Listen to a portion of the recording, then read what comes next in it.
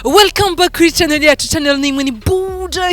Bujahit TV, aho twama turondera abantu batandukanye tuma dufise ama topic buri gihe. Uno musi ndi kumwe n'umuntu bashi bazi sinavuze entre temps uri nyuma hariya yitwa Scott Professional hamajene ni your host Mishu Miracle. Please urakora subscribe then ugure kajya notification kugira the next video ubu wa mbere kuyibona. N'umusi ndi kumwe na Korichiza Clovis.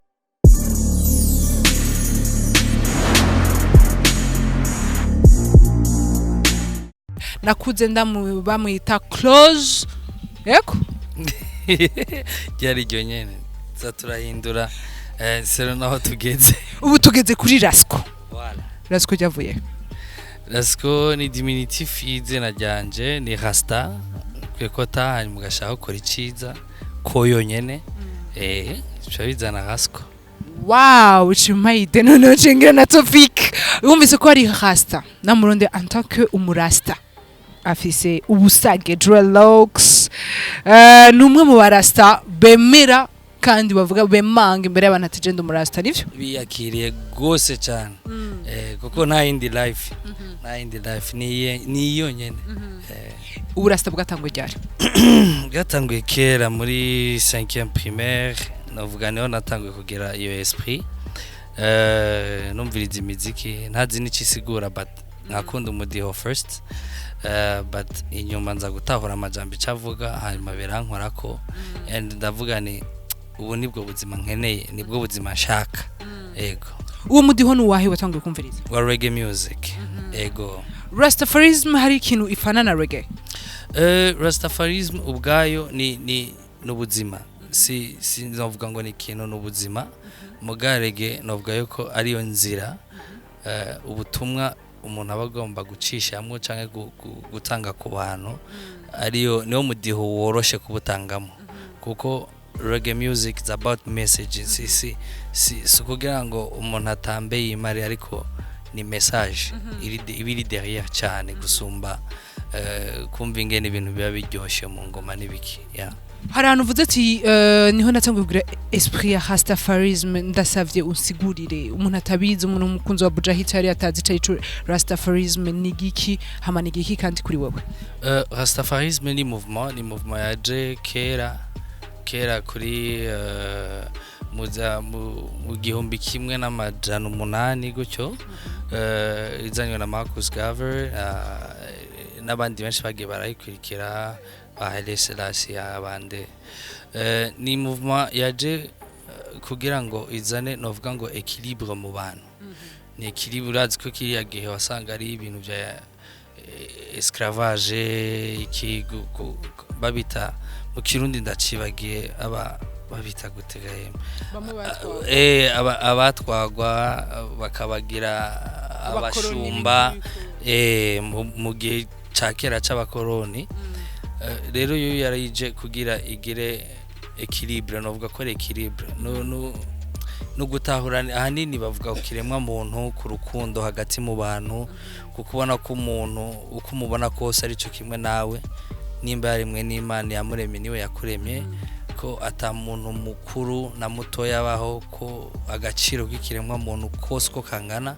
kagomba kubahirizwa mu buryo bwari bwo bwose ego ahanini niyo mouvement d'amour mouvement d'égalité nico Rastafarism ivuga ahanini hari abantu basocia Rastafarism na Bob Marley bafariki hari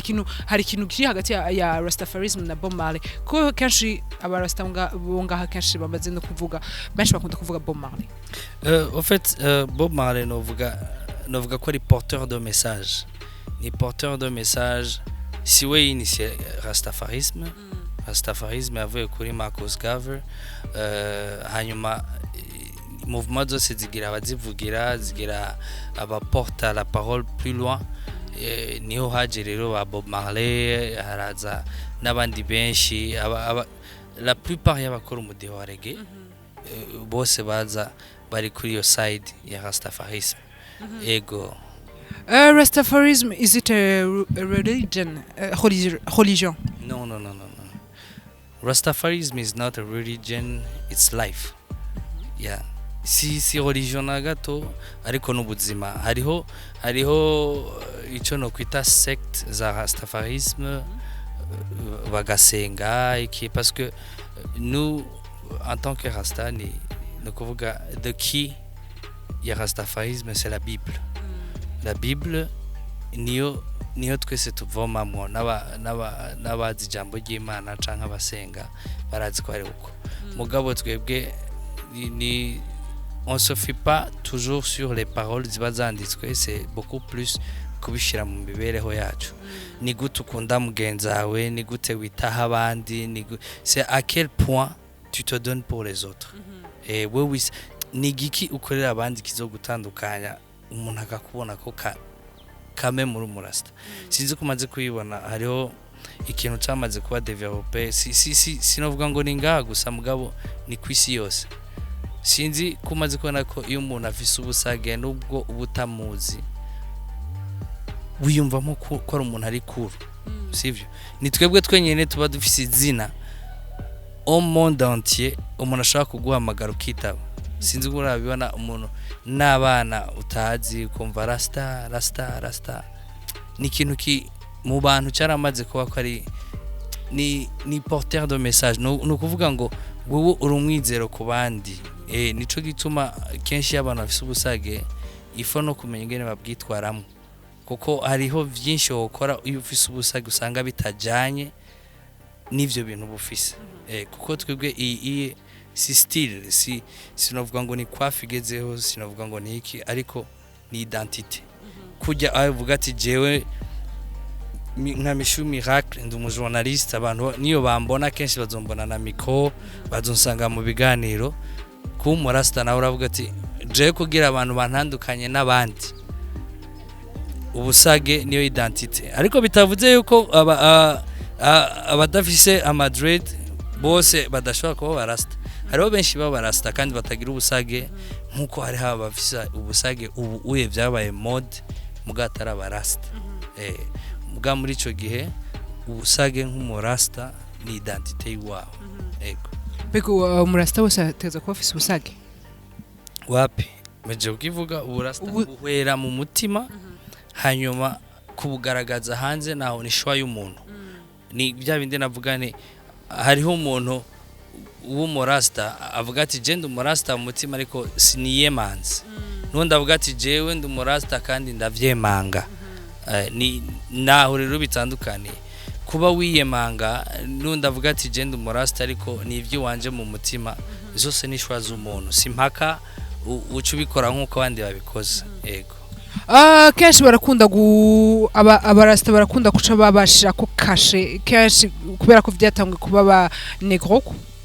kera vyatangura aba negro ari aba noir cyane mbega aho hiyo hanze hari abarasta usanga nabo nyene bagendera kuri ayo mabwirizwa yes ubu uyo byarata mu bazungu byaje kera ubu mu bashinwa barimwo mu bahindi barimwo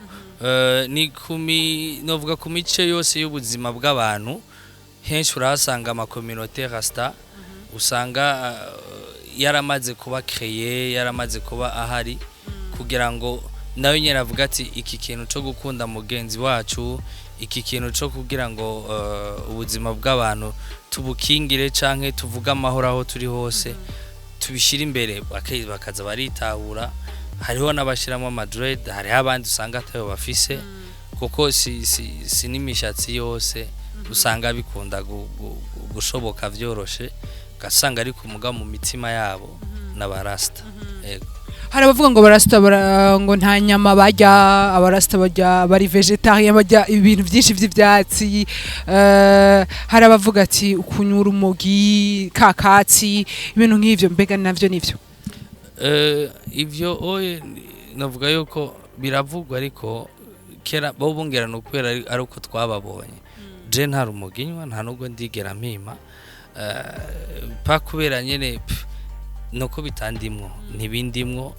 je ndazi benshi banyura umugi kandi atari n'abarasta atanu busage bagira urumva iyo ni choix personnel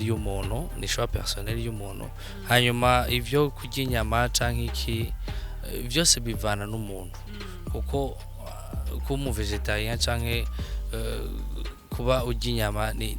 ni choix personnel nta kintu kiza kivuga ngo mu maruzi yacu nta kurya inyama ariko hariho une histoire yinyegejemwo yuko toute violence iri bani bakavuga ati iyo uri inyama y'igikoko nuko kibacishwe uri inka iba yishwe uri imene iba yishwe so ivyo bintu uko dushaka ko twebwe nk'abantu tubaho neza atakwicana hagati yacu ese tworekana n'ibikoko Imana yaremye navyo bikabaho bikabaho parce que ugiye wisha igikoko ibindi bikoko ni nkuko woba wisha umuntu bakavuga ati twebwe rero kuri izi ideology zacu kukuntu tubitahura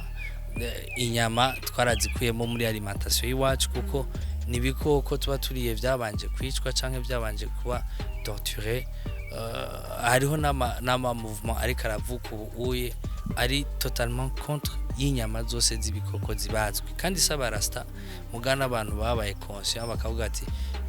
ibi bitungwa dufise maybe navyo nyene byaje kwisi ngo bibayo nkatwe nitwari dukwiye kuvyica kugira ngo tubifungure kuko urabona kenshi yuko iyo lion iri y'umuntu vyandikwa mu binyamakuru ibintu bigaserukira ingone iri y'umuntu barabivuga hose kubera iki tutofata yuko nawe nyene bigomba gufungura ariko twebwe iyo turi impene ni bon urajya kanyama ni bon jewe ndakajya vraiment ndakajya nayahe ma challenges umaze guhura nayo en tant que wewe uri umurasta ama challenges jewe actually maze uyu n'umwaka wanje wa 12 fisa ama dreadlocks navuga yuko kuva ntangura kwiyakira mu ntango ntiba vyorosha na gato ntivyari vyoroshe ntivyigeze vyoroha na gato kuko parce que abantu ntibari bwabitahure abantu ntibari bazi yuko umurasta yokora ikindi kintu umurasta yogira ico yimariye mu buzima umurasta yoba umuntu yizigiwe yokora ikintu abantu quand même bakagishima et tout mishu vyari bibabaje cyane hari abantu wasanga bakumepreza muri famille mu muryango aho ugendera yama story ya ntacyo zovamwo nta busiri abantu bazokubonana nta kazi uzopfa raronse nta mugore uzoronka ntaki ni ibintu byinshi bikuza ko kenshi cyangwa ugaja gusaba n'akazi abantu bakabona ko kabisa urugakwiriye ariko ugasanga kubera ubusage ntako baguhaye cyangwa kubera ama ideology yawe ntako baguhaye kandi wari ugashoboye nayo ma challenges duhura nayo ariko urumva byose ni plus on avance plus abantu bagenda babitahura buhoro buhoro nagira mvuge ko ubusage si no kugaragaza ko turi abanyafrika sivyo ni kwafu zari kuva kera no mu Burundi turabizi burya ari ikintu twe dufise kirafise izina mugabo nko kubaza amameshi kubera ari ikintu tutigeze dukoresha ntiwambwira mu Kirundi plante mu Kirundi bayita gute ni gitego mugabo kubera amadred twari tuyafise kuva na kera ariko kubera mode niki n'imyaka igendera tera imbere tukabivako tubona umengana ibintu bitari vy'iwacu alors que c'était ça notre coutume niko twebwe twakuze tubaho niko vyari bimeze alors umuntu wese yabaye fier yivyiwe arabigaragaza ego bon birashika hariho benshi bambaza ati wabigenje gute jewe ko vyanse ndabimajijemo 2 semaines none barandembeje ngira nte nomoke ambwani byose biva mu maboko y'Imana urasenga bakakuvuga ugasenga hanyuma ukabababarira mugafe ndofa ibintu biripanga ubu ndafise akazi keza abantu baranyizera umugore bavuga ngo nawe nyene azoza we never know ni ibintu byinshi dukora wanashima atari no kwizina ry'iwanje gusa no kwizina ry'ikindi kintu gikomeye uye kandi umuntu afise ubusage pour dire que si ubusage bwo gutuma kureka gukora icyo ugomba gukora ariko n'umutima ubikorana ni ubuhambaye ego mu gucungura umwanya hasiko impanuro woha abarasta canke abashaka kwinjira muri iyo movement ya Rastafarism canke na abadatahura. Bon, jewe kuba rasta ni kimwe gusa urugendo ni rurerure. Dukomeze gukundana, dukomeze kwigisha amahoro, dukomeze kwigisha ubumwe no kubahana hagati yacu nk'ibiremwa. Hanyuma ku batarabarasta nabo nakajambo gatoya mugabo nibaza yuko ko bashika. Twese ntitwaremwe cyo kimwe, twese ntitwaremewe kimwe. Mission yazanye wo kuri iyi si yo yanzanye. Mission yazanye yatumye uvukira mu Burundi, siyo yatumye je mvukira mu Burundi.